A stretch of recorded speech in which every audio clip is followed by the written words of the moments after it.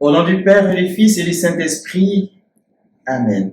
Nous nous retrouvons sous convocation du Seigneur en ce 8e dimanche du temps ordinaire de l'année liturgique A.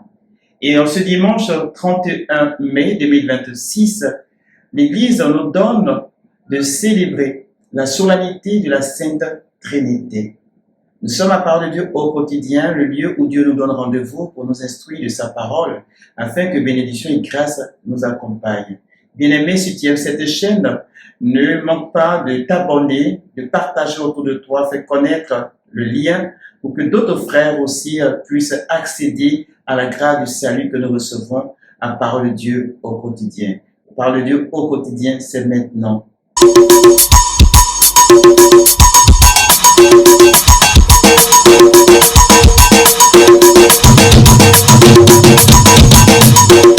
Bien-aimés, nous sommes à Parole de Dieu au quotidien, cette chaîne par laquelle le Seigneur nous rejoint chaque fois pour nous introduire dans le mystère de la connaissance du royaume des cieux et de l'Église. Et en ce dimanche 31 mai 2026, Mère Église nous donne de faire mémoire de la solennité de la Sainte Trinité. Oui, frères et sœurs, nous nous tournons vers le dogme premier de l'Église. On dira le dogme central du christianisme, mystère des trois personnes, à savoir le Père, le Fils et le Saint-Esprit, qui à la vérité ne sont qu'une seule et unique divinité.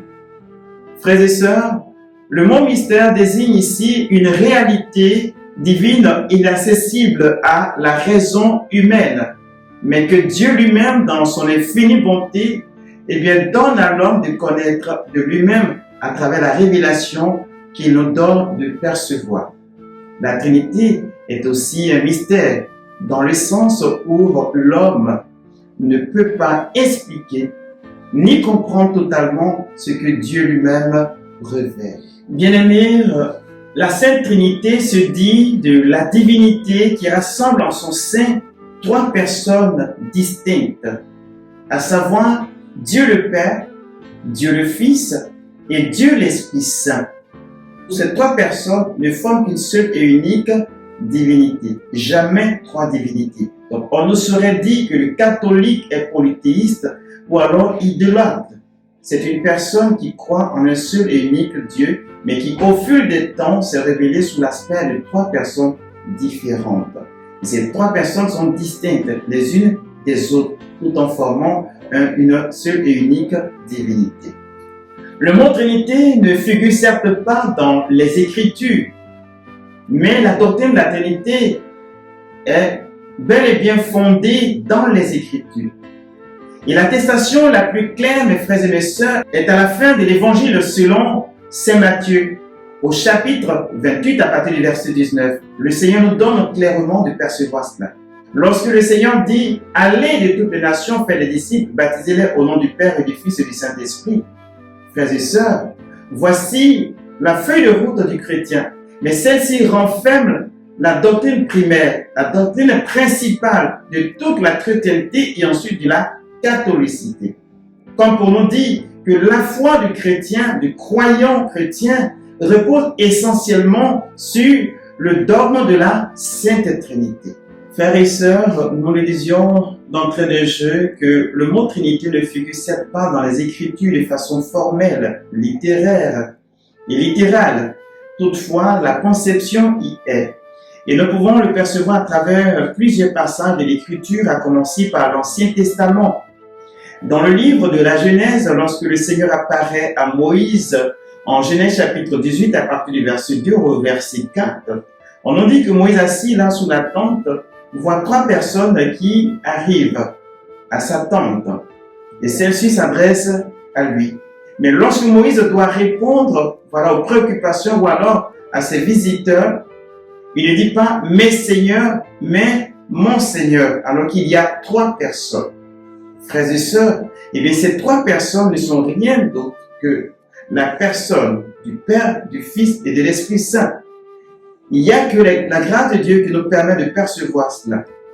Aussi dans l'évangile de Saint Matthieu, comme nous l'avons vu, et cité un peu plus haut, en Matthieu 28 à partir du verset 18 au verset 20, lorsque le Christ dit « Allez de toutes les nations faire des disciples, baptisez-les au nom du Père et du Fils et du Saint-Esprit », nous lui disions que c'était certes la feuille de route du croyant, donc mandat donné aux croyants d'annoncer le règne de Dieu, mais aussi de faire advenir dans la grande famille de Dieu des personnes, des membres. Et c'est le baptême qui leur permet d'accéder à cette grande famille. Et la formule baptismale, c'est celle-là que le Christ nous donne.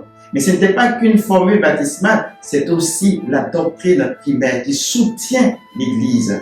Et l'Église nous donne toujours d'accéder à la vérité. Et c'est en cela que dit l'apôtre Paul, l'Église du Christ est colonne et support de la vérité. Mes frères et mes sœurs, l'Évangile nous invite donc en ce dimanche à tourner nos regards vers la Sainte Trinité. Ce mystère qu'on ne peut comprendre, qu'on ne peut épuiser avec notre propre connaissance et nos propres facultés. Il n'y a que la grâce de Dieu qui nous permet d'accéder à la vérité toute entière. Et c'est pourquoi le Christ, nous promettant l'Esprit Saint, dit en Jean le chapitre 16 à partir du verset 12 au verset 13, « J'ai beaucoup de choses à vous dire, cependant vous ne pouvez le porter. Mais quand sera venu le Paraclet, le défenseur, alors il vous rappellera ce que je vous ai enseigné. » Comme pour dire, l'Esprit Saint nous donnera d'accéder à la révélation. Et la révélation, selon les mystères de Dieu, ne sont pas donnés ou alors, je veux dire, perçus d'un seul coup. C'est progressivement que la révélation se fait. Jamais la révélation n'est donnée de façon immédiate. Et le mot Trinité qui n'apparaît pas dans les Écritures, eh bien, sera connu qu'à partir de l'an 180 chez Théophile d'Antioche. Et par la suite, la doctrine de la Trinité sera progressivement précisée avec nos pères de l'Église. Et les conciles qui, entre le 2e et le 4e siècle, nous permettront d'accéder à la connaissance de la Sainte Trinité de façon beaucoup plus grande et beaucoup plus claire. Alors, frères et sœurs, le mystère de la Sainte Trinité va au-delà de la compréhension de l'homme. L'homme à lui seul ne peut se permettre de comprendre ce grand mystère, mais c'est plutôt investi de la grâce de l'humilité, de la soumission, de l'obéissance à la voix de Dieu que nous accédons à la connaissance, un tant soit peu, des saints mystères de Dieu, notamment du mystère de la Sainte Trinité. Et il nous faut réaliser que ces trois personnes sont unies par l'amour qui leur donne de communier entre elles. Et cet amour leur donne, voilà, de partager une coexistence, une égalité et une coéternité. Et c'est pourquoi l'Église est invitée à imiter la Sainte Trinité dans la communion. Dans nos différences, dans la diversité, nous sommes appelés à collaborer, à nous rassembler, à nous unifier. Oui, frères et sœurs, que Dieu nous accorde la grâce d'avancer toujours en ayant une nette compréhension et connaissance au-delà du mystère de la Sainte Trinité et que nous nous laissons inspirer.